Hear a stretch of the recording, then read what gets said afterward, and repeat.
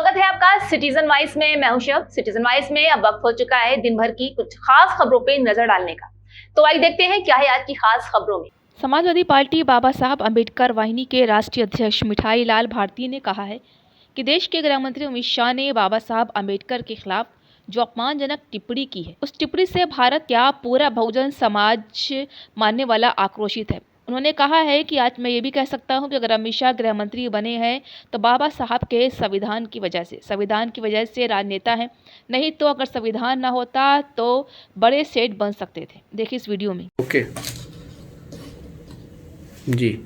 मिठाई लाल भारती, राष्ट्रीय अध्यक्ष समाजवादी बाबा साहब अम्बेडकर वाहिनी। साथियों, 17 दिसंबर को भारत की संसद में देश के गृह मंत्री माननीय श्री अमित शाह जी ने बाबा साहब के खिलाफ, बाबा साहब के ऊपर आपत्तिजनक टिप्पणी किया था। उस टिप्पणी से भारत का पूरा संपूर्ण बहुजन समाज, बाबा साहब का मानने वाले दबे कुचले वंचित समाज के, बहुसंख्यक समाज के लोगों ने बहुत गंभीरता से लिया और उस टिप्पणी से बहुसंख्यक समाज आहत भी है, दुखी भी है और जितनी निंदा की जाए अमित शाह जी की वो कम होगा। इसलिए कि बाबा साहब अम्बेडकर जो संविधान निर्माता है और बाबा साहब अम्बेडकर के ऊपर इस तरह का घटिया टिप्पणी करना ये न्याय संगत नहीं है। और मैं कह सकता हूं कि आज देश के गृह मंत्री अगर बने हैं अमित शाह जी तो बाबा साहब के संविधान की देन है।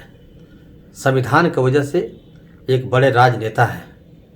अगर राजनेता है, नहीं तो अगर संविधान ना होता तो बड़े सेठ बन सकते थे, लेकिन राजनेता नहीं बन सकते थे। और जिस संविधान निर्माता के ऊपर जाति भावना से जो घृणित बयान दिया है उसका संपूर्ण बहुजन समाज घोर निंदा करता है। और भारत की महामहिम राष्ट्रपति महोदया जो दलित आदिवासी की बेटी हैं, उनसे पूरा हमें भरोसा है और समाजवादी पार्टी ने मांग भी किया है।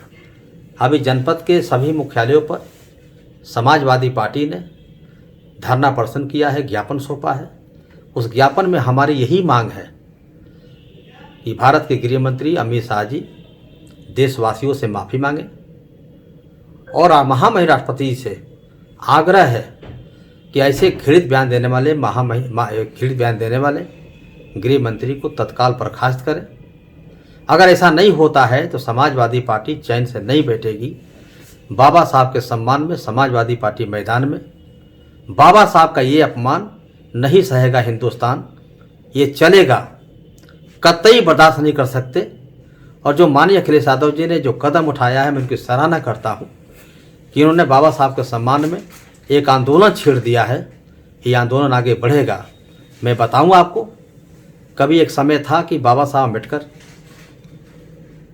कि एक दिन की छुट्टी ख़त्म कर दिया था किसी अधिकारी ने।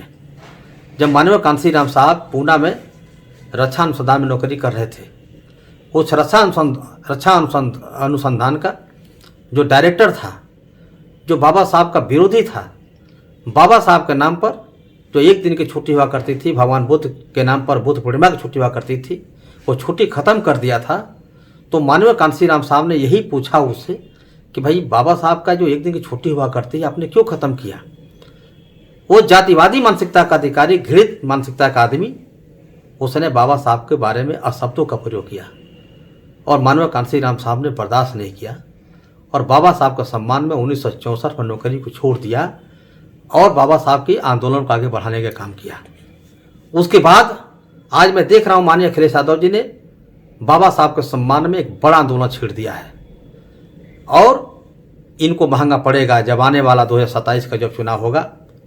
27 में प्रदेश का दलित समाज, बहुजन समाज भारतीय जनता पार्टी को किनारे लगाने के लिए जो बाबा साहब को अपमानित किया है, जो करोड़ों करोड़ लोगों का भावनाओं का आहत किया है, जिस तरह से 2024 के चुनाव में दलित समाज के लोगों ने टेलर दिखाया, भाजपा को उत्तर प्रदेश में हटाने का काम किया, नंबर 1 की समाजवादी पार्टी बनी, 43 सीटें हम जितने काम किए।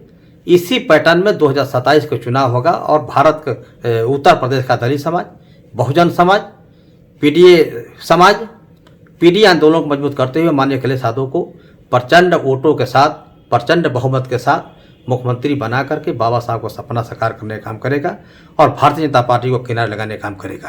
तो थी आज दिन भर की अहम खबर। ताजा खबरों की अपडेट के लिए जुड़े रहिए हमारे साथ सिटीजन वाइस पर। हमारे चैनल को लाइक, शेयर और सब्सक्राइब करना ना भूलें।